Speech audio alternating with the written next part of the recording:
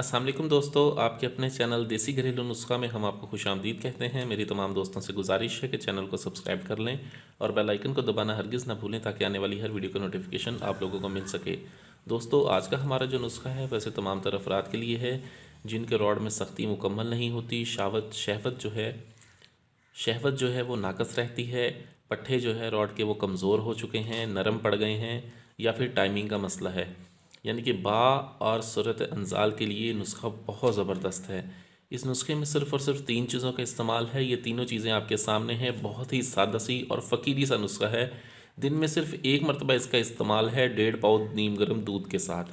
ठीक है, ये नुस्खा ऐसा है कि इसे फ़कीरी नुस्खे का नाम दिया गया है। बहुत ही आला, बहुत ही ज़बरदस्त है।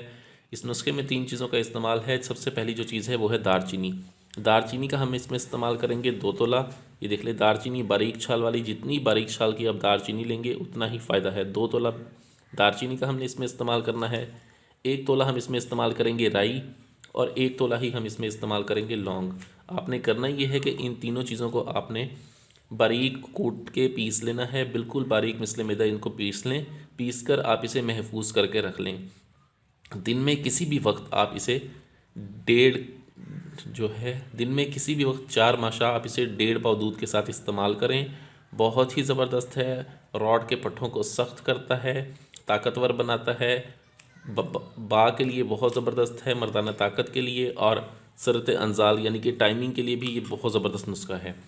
इस नुस्खे को ज़रूर इस्तेमाल करें। वीडियो अच्छी लगी हो तो इसे लाइक, शेयर और कमेंट ज़रूर करें। मुझे अगली वीडियो तक के लिए इजाज़त दें। अपनी सेहत का बहुत ख्याल रखें। शुक्रिया। अल्लाह हाफ़िज़।